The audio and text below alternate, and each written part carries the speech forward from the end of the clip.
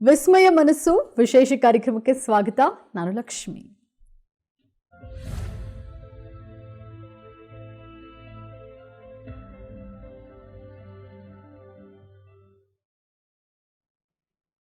ಕರ್ಮ ನಮ್ಮ ಬಿಸ್ನೆಸ್ ಮೇಲೂ ಸಹ ಪರಿಣಾಮ ಬೀರುತ್ತಾ? ಬಿಸ್ನೆಸ್ ಏಳಿಗೆಗೆ ಏನ್ ಮಾಡಬೇಕು, ನಾವು ಬಿಸ್ನೆಸ್ ಯಾರು ಬೇಕಾದರೂ ಮಾಡಬಹುದಾ? ಇದೆಲ್ಲದರ ಬಗ್ಗೆ ಮಾಹಿತಿಯನ್ನು ನೀಡಲು ನಮ್ಮ ಜೊತೆ ಕಾರ್ಯಕ್ರಮದಲ್ಲಿದ್ದಾರೆ ಸವಿಕಲ್ಪ ಹಾಲಿಸ್ಟಿಕ್ ಸೆಂಟರ್ನ ಸಹ ಸಂಸ್ಥಾಪಕರು ಹಾಗೂ ಮೈಂಡ್ ಥೆರಪಿಸ್ಟ್ ಆದಂತಹ ಸುರೇಶ ಶೈವ ಗುರೂಜಿರವರು. ಬನ್ನಿ ಅವರನ್ನ ಕಾರ್ಯಕ್ರಮಕ್ಕೆ ಸ್ವಾಗತಿಸೋಣ. ಗುರುಜಿ, ಕಾರ್ಯಕ್ರಮಕ್ಕೆ ಸ್ವಾಗತ. ಶುಭ ಸಂಜೆ. Thank you so much. Guruji, ನಾವಿವತ್ತು ಮಾತನಾಡ್ತಾ ಇರುವಂತಹ ವಿಚಾರ ಕರ್ಮ ಹಾಗೂ ಬಿಸ್ನೆಸ್ಗೆ ಇರುವಂತಹ ಸಂಬಂಧಗಳ ಬಗ್ಗೆ ಮಾತನಾಡ್ತಿದ್ದೇವೆ. ಬಿಸ್ನೆಸ್ ಅಲ್ಲಿ ಕರ್ಮ ಅಂದ್ರೆ ಏನು? ಈ ಸಬ್ಜೆಕ್ಟನ್ನು ಮಾತಾಡೋದಕ್ಕಿಂತ ಮುಂಚೆ ನಾನು ಯಾವುದೇ ಸಬ್ಜೆಕ್ಟ್ಸ್ಗಳನ್ನು ಮಾತಾಡಬೇಕಾದ್ರೂ ಅದರೊಳಗಡೆ ನನಗೆ ಒಂದು ಸಾರ್ಟ್ ಆಫ್ ಅಥಾರಿಟಿ ಇದ್ದರೆ ನಾನು ಅದನ್ನು ಮಾತಾಡ್ತೀನಿ. ಸೊ ಅದು ಎಲ್ಲರಿಗೂ ಕನೆಕ್ಟ್ ಆಗುತ್ತೆ. ಅವಾಗ ಇದರಲ್ಲಿ ನಾನು ಬಿಸ್ನೆಸ್ ಅಂತ ಬಂದಾಗ ತುಂಬ ಜನಕ್ಕೊಂದು ಅಪನಂಬಿಕೆ ಏನಿರುತ್ತೆ ಅಂತ ಹೇಳಿದ್ರೆ ಸ್ಪಿರಿಚುವಾಲಿಟಿ, ಬಿಸ್ನೆಸ್ ಎರಡು ಬೇರೆ ಬೇರೆ ಅಂತಲೇ ನೋಡ್ತಾರೆ. ಬಟ್ ಆದರೆ ಆ ರೀತಿ ಇರೋದಿಲ್ಲ. ಅದು ನನ್ನ ಇವತ್ತಿನ ತನಕ ನನ್ನ ಕ್ಲೈಂಟ್ಸ್ಗಳೆಲ್ಲ ಅವರು ಕೊಟ್ಟಂಥ ಟಿಪ್ಸ್ಗಳಾಗಿರ್ಬೋದು ಅಥವಾ ಅವ್ರಿಗೆ ನಾನು ಹೇಳ್ಕೊಟ್ಟಂಥ ಮಾತುಗಳಿಂದಾಗಿರ್ಬೋದು, ಅದ್ರ ಮುಖಾಂತರ ಯಾವ ರೀತಿ ಅವರ ಬಿಸ್ನೆಸ್ಸು ಕಳೆದ ವರ್ಷಕ್ಕಿಂತ ಈ ವರ್ಷ ಸ್ಕೇಲ್ ಆಗಿದೆ, ಅಂದರೆ ಆ ವರ್ಷಕ್ಕಿಂತ ಈ ವರ್ಷ ಇನ್ಕ್ರೀಸ್ ಆಗಿದೆ ಅನ್ನುವಂಥ ಆಧಾರಗಳ ಮೇಲೆ ನಾನು ಈ ಒಂದು ಸಬ್ಜೆಕ್ಟನ್ನು ಮಾತಾಡ್ತಾ ಇದ್ದೀನಿ. ಕರ್ಮ ಮತ್ತು ಬಿಸ್ನೆಸ್ ಇವೆರಡಕ್ಕೂ ತುಂಬ ಅವಿನಾಭಾವ ಸಂಬಂಧ ಇದೆ. ಎಸ್ಪೆಷಲಿ ಕರ್ಮ ಅಂತ ಹೇಳಿದ್ರೆ what goes around comes around ಅಂತ ಹೇಳ್ಬೋದು. ಅಥವಾ ಈ ಭೂಮಿನಲ್ಲಿ ಗ್ರಾವಿಟೇಷನಲ್ ಫೋರ್ಸ್ ಅಥವಾ ಗ್ರಾವಿಟೇಷನಲ್ ಅಂದರೆ ಗುರುತ್ವಾಕರ್ಷಣ ಬಲ ಅಂತ ಏನು ಕರಿತೀವಿ, ನಾನು ನಂಬಲಿ ಬಿಡಲಿ ಅದಿದೆ. ಹೌದಾ? ನಾನು ನಂಬಲ್ಲ, ನನಗೆ ಗುರುತ್ವಾಕರ್ಷಣ ಬಲ ಇಲ್ಲ ಅಂತ ಹೇಳಿದ್ರು ನನ್ನ ನಂಬಿಕೆ ಕಟ್ಕೊಂಡು ಅದಕ್ಕೆ ಏನಾಗಬೇಕಾಗಿಲ್ಲ, ಬಟ್ ಅದಿದೆ. ಅದೇ ರೀತಿ ಕರ್ಮ ಅನ್ನುವಂಥದ್ದನ್ನು ನಾನು ನಂಬಲಿ ಅಥವಾ ಬಿಡಲಿ, ಆ ಕರ್ಮ ಅನ್ನುವಂಥದ್ದಿದೆ ಭೂಮಿನಲ್ಲಿ. ನಾವೇನನ್ನ ಮಾಡ್ತೀವಿ ಅದು ವಾಪಸ್ ಬಂದೇ ಬರುತ್ತೆ. ತುಂಬ ಜನ ಬಿಸ್ನೆಸ್ ಮಾಡುವಂಥವರು ಯಾವ ರೀತಿ ಅಂಡರ್ ದ ಟೇಬಲ್ ಅಂತ ಏನು ಕರಿತೀವಿ, ಸೊ ಈ ಥರ ಮಾಡುವಂಥದ್ದು ಇರ್ಬೋದು. ಅಥವಾ ಇನ್ಫ್ಯಾಕ್ಟ್ ನಾನು ಅಷ್ಟೇ ಲಾಸ್ಟು ಸ್ವಲ್ಪ ವರ್ಷಗಳ ಕೆಳಗಡೆವರೆಗೂ ಈವನ್ ಕ್ರ್ಯಾಕ್ ಸಾಫ್ಟ್ವೇರ್ಸ್ಗಳನ್ನೆಲ್ಲ ಯೂಸ್ ಮಾಡೋದಕ್ಕೆ, ಅಂದರೆ ತುಂಬ ಜನ ಅದನ್ನು ಮಾಡ್ತಾರೆ. ನಾನು ಇನ್ಫ್ಯಾಕ್ಟ್ ಅದನ್ನು ಮಾಡ್ತಾಯಿದ್ದೆ. ಆದರೆ ತಪ್ಪೇನಂತ ಹೇಳಿದ್ರೆ ದ ಮೂಮೆಂಟ್ ನಾವು ಯಾವಾಗ ಆ ಥರ ಕ್ರ್ಯಾಕ್ ಸಾಫ್ಟ್ವೇರ್ಸ್ಗಳು ಅಥವಾ ಏನನ್ನ ಪೇ ಮಾಡಿ ನಾವು ತೊಗೊಳ್ಳೋದಿಲ್ವಲ್ಲ, ಅದು ಒಂಥರ ಇಂಟೆಲೆಕ್ಚುವಲ್ ರಾಬ್ರಿ ಅಂತ. ಯಾವಾಗ ಮನುಷ್ಯ ಅದನ್ನು ಮಾಡ್ತಾನೆ, ಅವನು ಬೇರೆಯವ್ರಿಗೆ ಕೊಡೋದಕ್ಕೆ ರೆಡಿ ಇರೋದಿಲ್ಲ, ಬಟ್ ಇವನು ಮಾತ್ರ ಎಕ್ಸ್ಪೆಕ್ಟ್ ಮಾಡ್ತಿರ್ತಾನೆ. ಅಲ್ಲಿವರೆಗೂ ಬಿಸ್ನೆಸ್ಸಲ್ಲಿ ಅವರು ಸ್ಕೇಲ್ ಆಗೋದಿಲ್ಲ. ಇವತ್ತು ಅದೇ ಸಬ್ಜೆಕ್ಟನ್ನು ನಾವು ಇವತ್ತು ಮಾತಾಡಿಕೊಳ್ತಿದ್ದೀವಿ. ಇನ್ನು ಬಿಸ್ನೆಸ್ ಅಲ್ಲಿ ಲೆವೆಲ್ ಏನಾದರೂ ಇದೆಯಾ, ಹೇಗೆ ಸ್ಟೆಪ್ ಬೈ ಸ್ಟೆಪ್ ಆ ಥರದ್ದು ಏನಾದರೂ ಇದೆಯಾ, ಹೇಗೆ? ಬಿಸ್ನೆಸ್ನಲ್ಲಿ ಕರ್ಮಗಳ ಲೆವೆಲ್ಲು ಅಂತ ಹೇಳ್ಬೋದು ಅದನ್ನು. ಎಸ್ಪೆಷಲಿ ಒಂದನೇದೇನಂತ ಹೇಳಿದ್ರೆ, ಯಾರು ಶಾರ್ಟ್ ಕಟ್ಸ್ಗಳನ್ನು ಹುಡುಕ್ತಾರೆ, ಅಂದರೆ ಯಾವುದೊಂದಕ್ಕೂ ನಾನು ಪೇ ಮಾಡಲ್ಲ, ಬಿಸ್ನೆಸ್ನಲ್ಲಿ ವರ್ಕ್ ಆಗುವಂಥದ್ದೇನು ಇಟ್ಸ್ ಅ ವ್ಯಾಲ್ಯೂ ಎಕ್ಸ್ಚೇಂಜ್ ಅಂತ. ನನ್ನ ಹತ್ರ ಟ್ಯಾಲೆಂಟ್ ಇರ್ಬೋದು ಅಥವಾ ನನ್ನ ಹತ್ರ ಒಂದು ಗೂಡ್ಸ್ ಇರ್ಬೋದು, ಸರ್ವೀಸಸ್ ಇರ್ಬೋದು, ಅದನ್ನು ನಾನು ಒಬ್ರಿಗೆ ಕೊಡ್ತೀನಿ. ಆ ಕಡೆ ಸೈಡಿಂದ ರೆಸಿಪ್ರೋಕಲ್ ಆಗಿ ನನಗೆ ಏನೋ ಒಂದು ಬರುತ್ತೆ. ಹೌದಾ? ಸೊ ಇದು ಒಂದು ವ್ಯಾಲ್ಯೂ ಎಕ್ಸ್ಚೇಂಜ್ ಆಗುತ್ತೆ. ನನ್ನ ಹತ್ರ ಇರುವಂಥದ್ದನ್ನೇನೋ ಕೊಟ್ಟೆ, ಆ ಕಡೆ ಸೈಡಿಂದ ಬರುತ್ತೆ. ಈಗ ಈ ಬಿಸ್ನೆಸ್ನಲ್ಲಿ ನಾನು ಏನೂ ಕೊಡೋದಿಲ್ಲ, ಬಟ್ ಆ ಕಡೆ ಸೈಡಿಂದ ಮಾತ್ರ ಎಕ್ಸ್ಪೆಕ್ಟೇಷನ್ ಇಟ್ಕೊಂಡಿರ್ತೀನಿ ಅನ್ನುವಂಥದ್ದು ಬಹಳ ಮಿಸ್. ಅದು ಇದರಲ್ಲಿ ನನ್ನ ಪ್ರಕಾರ, ಅಂದರೆ ನಾನು ಲಿಸ್ಟ್ ಮಾಡ್ಕೊಂಡಿರುವಂಥ ಪ್ರಕಾರ ಅಥವಾ ನಾನು ನೋಡಿರುವಂಥ ಪ್ರಕಾರ ಒಂದು 5 ಕೆಟಗರಿ ಅಥವಾ 5 ಲೆವೆಲ್ ಅಥವಾ 5 ಪ್ರಿನ್ಸಿಪಲ್ಸ್ಗಳನ್ನು ಬಿಸ್ನೆಸ್ಸಲ್ಲಿ ವರ್ಕ್ ಆಗೇ ಆಗುತ್ತೆ ಈ ಕರ್ಮಗಳು. ಎಸ್ಪೆಷಲಿ ಒಂದನೇದು, ನಾವು ಯಾವ ರೀತಿ ಬಿಸ್ನೆಸ್ ಮಾಡ್ತೀವಿ ಅನ್ನುವಂಥದ್ದು ಇಂಪಾರ್ಟೆಂಟು. ಫಾರ್ ಎಕ್ಸಾಂಪಲ್, ನಾವೆಲ್ಲ ತುಂಬ ಸಣ್ಣವರಿದ್ದಾಗ ನಮ್ಮ ತಂದೆಯವರು ಒಂದು ಮಾತು ಹೇಳ್ತಿದ್ರು. ಏನಂದರೆ, ಪ್ರಾವಿಷನ್ ಸ್ಟೋರ್ನಲ್ಲಿ ಅಥವಾ ಯಾವುದೇ ತೂಕ ಮಾಡುವಂಥ ವ್ಯವಹಾರಗಳಿರುತ್ತಲ್ಲ, ಅಂದರೆ ವೇ ಮಾಡ್ತಾರಲ್ಲ, ಆ ಒಂದು ವಿಷಯದಲ್ಲಿ 10 ರೂಪಾಯಿಗೆ 100 ರೂಪಾಯಿ ಲಾಭ ತಗೋ, ಆದರೆ ಜನಗಳಿಗೆ 1 kg ಅಂತ ಹೇಳಿದ್ರೆ 1 kg 1 ಗ್ರಾಮ್ ಆದರೂ ಹಾಕಬೇಕು ಹೊರತು 999 ಗ್ರಾಮ್ ಸಹ ಹಾಕಬಾರ್ದು ಅಂತ ಹೇಳಿ. ಹಾಗೆ ಅಂದರೆ ಯಾವ ಲೆವೆಲ್ ಆಫ್ ಇಂಟಿಗ್ರಿಟಿಯಿಂದ ನಾವು ಬಿಸ್ನೆಸ್ನ ಮಾಡ್ತೀವಿ ಅನ್ನೋಂಥದ್ದು ಇಂಪಾರ್ಟೆಂಟ್ ಆಗಿರುತ್ತೆ. ಅಂದರೆ ಹೌ ಯು ಡು ಬಿಸ್ನೆಸ್, ನೀವು ಯಾವ ಥರ ಬಿಸ್ನೆಸ್ ಮಾಡ್ತೀರ ಅನ್ನೋಂಥದ್ದು ಇಂಪಾರ್ಟೆಂಟು. ಅಂದರೆ ಇಂಟಿಗ್ರಿಟಿ ಅಂದ್ರೇನು? ಫಾರ್ ಎಕ್ಸಾಂಪಲ್, ಈಗ ಟ್ರಾಫಿಕ್ ಸಿಗ್ನಲ್ನಲ್ಲಿ ಯಾರೋ ಟ್ರಾಫಿಕ್ ಪೊಲೀಸ್ ಇಲ್ಲ ಅಂದ್ರೂ ನಾವು ನಿಂತು ಹೋಗ್ತೀವ ಬಿಕಾಸ್ ರೆಡ್ ಇದೆ ಅನ್ನೋ ಕಾರಣಕ್ಕೆ, ಅಥವಾ ಆ ಕಡೆ ಈ ಕಡೆ ನೋಡಿ ಯಾರೂ ಇಲ್ಲ ಅಂತೇಳಿ ಹೋಗ್ತೀವ, ಅದು integrity. So similarly, whether somebody is watching us or not, ನನ್ನನ್ನು ಯಾರೋ ನೋಡ್ತಾ ಇದ್ದಾರೆ ನೋಡ್ತಾ ಇಲ್ಲ ಅನ್ನುವಂಥ ಪ್ರಶ್ನೆ ಬೇರೆ. In spite of all those things, ನಾನು ನನ್ನ ಬಿಸ್ನೆಸ್ನಲ್ಲಿ ಯಾವ ರೀತಿ ಇಂಟಿಗ್ರಿಟಿಯನ್ನು ಫಾಲೋ ಮಾಡ್ತೀನಿ ಅನ್ನೋಂಥದ್ದು ಭಾಳ ಇಂಪಾರ್ಟೆಂಟ್ ಆಗಿರುತ್ತೆ. ಆವಾಗಲೇ ಹೇಳಿದೆ ನಾನು ಅಂಡರ್ ದ ಟೇಬಲ್ ವರ್ಕ್ ಅಂತೇಳಿ.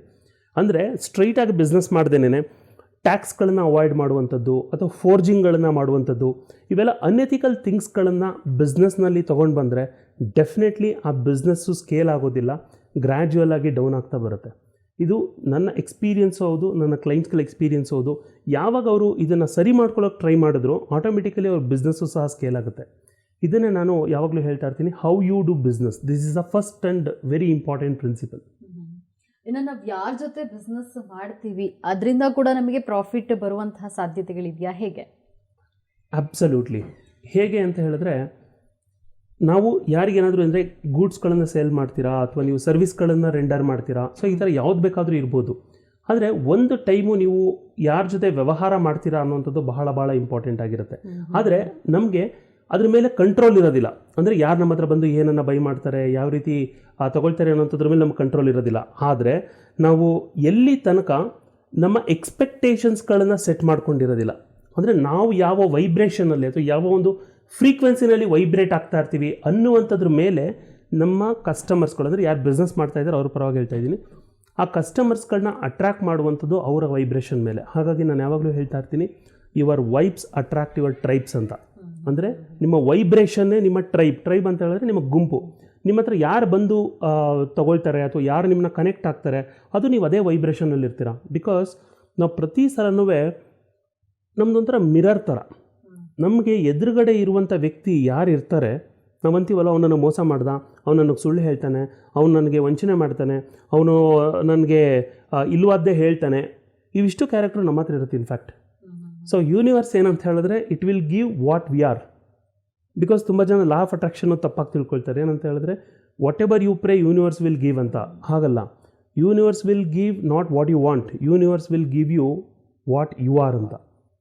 ನಾವೇನು ಅದೇ ಪ್ರಕಾರವಾಗಿ ಯೂನಿವರ್ಸ್ ಕೊಡುತ್ತೆ. ಸೊ ಸಿಮಿಲರ್ಲಿ ನಮ್ಮ ವೈಬ್ರೇಷನ್ ಯಾವ ಥರ ಇರುತ್ತೆ ಅದೇ ಪ್ರಕಾರವಾಗಿ ನಾವು ಕಸ್ಟಮರ್ಸ್ಗಳನ್ನ ಅಟ್ರ್ಯಾಕ್ಟ್ ಮಾಡ್ತಾ ಇರ್ತೀವಿ.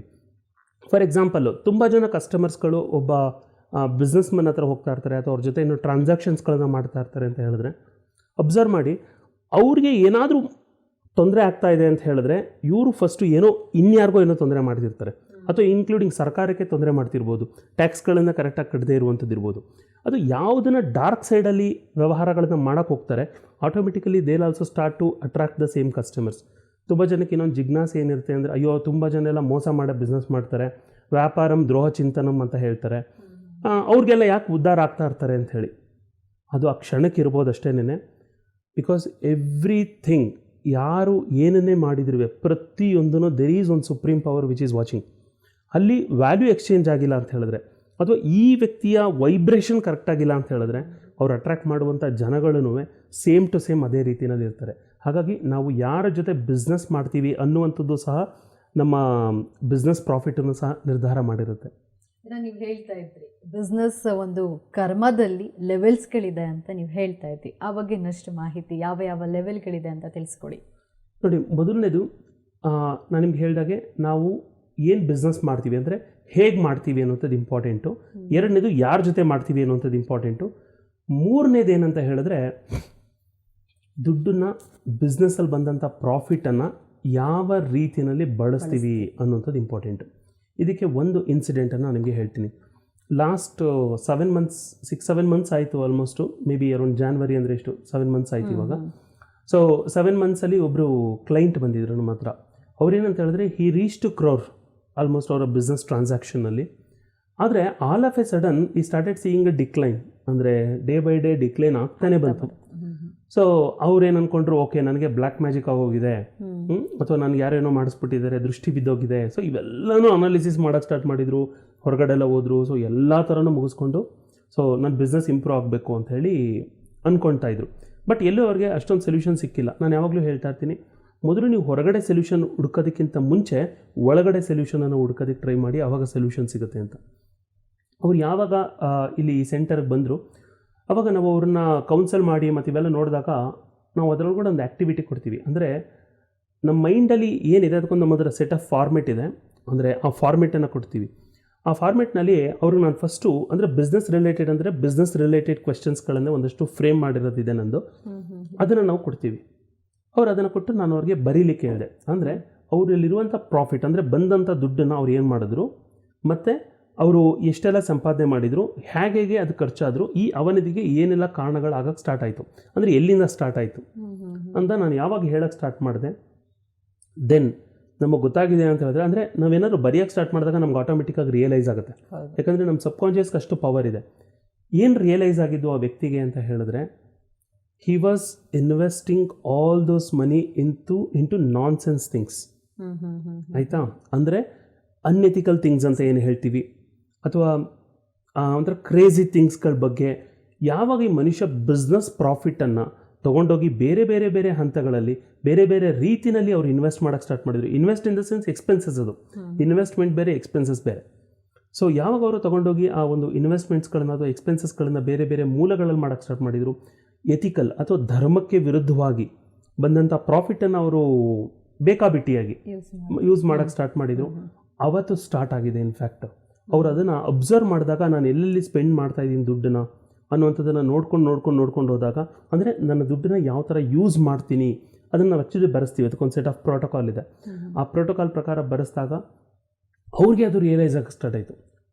ನಾನು ಇದೇ ಪ್ರಾಬ್ಲಮ್ ಅಲ್ವ ನನಗೆ ಸ್ಟಾರ್ಟ್ ಆಗಿದ್ದು ಅಂತೇಳಿ. ಇಲ್ಲಿ ನಾವು ಅವ್ರಿಗೆ ಕೌನ್ಸಿಲಿಂಗ್ನಲ್ಲಿ ಪೂರ್ತಿ ಕುತ್ಕೊಂಡು ಬೆಳಗಿನ ಸಾಯಂಕಾಲದವರು ಮಾತಾಡಲಿಲ್ಲ, ಅವ್ರಿಗೆ ಪಾಸ್ಟ್ ಲೈಫ್ ರಿಗ್ರೆಷನ್ ಮಾಡಲಿಲ್ಲ, ಅಥವಾ ಅವರ ಜಾತಕದಲ್ಲಿರುವಂಥ ಟೈಮು, ಡೇಟ್ ಆಫ್ ಬರ್ತ್ ಇವೆಲ್ಲ ತೊಗೊಂಡು ನೋಡಲಿಲ್ಲ, ಏನೂ ಮಾಡಿಲ್ಲ. ಆದರೆ ನಾವು ಎಲ್ಲದಕ್ಕಿಂತ ಮಿಗಿಲಾಗಿ ಅಬ್ಸರ್ವ್ ಮಾಡಿದ್ದೇನಂತ ಹೇಳಿದ್ರೆ, ಅವ್ರಿಗೆ ರಿಯಲೈಸೇಷನ್ ಆಗೋ ರೀತಿಯಲ್ಲಿ. ಇದು ತುಂಬ ಜನಕ್ಕಾಗುತ್ತೆ. ಅವ್ರು ಯಾವಾಗ ಕುತ್ಕೊಂಡು ಅವರು ಸೆಲ್ಫ್ ಅನಾಲಿಸಿಸ್ ಮಾಡ್ಕೊಳ್ತಾರೆ. ಆ ಸೆಲ್ಫ್ ಅನಾಲಿಸಿಸ್ ಮಾಡ್ಕೊಂಡಾಗ ಅವಾಗ ಅವ್ರ ಒಳಗಡೆಯಿಂದ ಒಂದು ಧ್ವನಿ ಬರುತ್ತೆ, ಏನಂತ, ಓಕೆ, ನೀನು ಈ ಕಾರಣದಿಂದ ಈ ಥರ ಅವನತಿಗೆ ಕಾರಣ ಆಗಿದೆಯಪ್ಪ ಅಂತ ಹೇಳಿ. ಆ ಧ್ವನಿಯನ್ನು ಕೇಳಿಸ್ಕೊಂಡು ಯಾರು ಎಚ್ಚರ ತಗೊಳ್ತಾರೋ ಆವಾಗ ಅವರ ಬಿಸ್ನೆಸ್ ಮತ್ತೆ ಸ್ಕೇಲ್ ಆಗೋದಕ್ಕೆ ಸ್ಟಾರ್ಟ್ ಆಗುತ್ತೆ.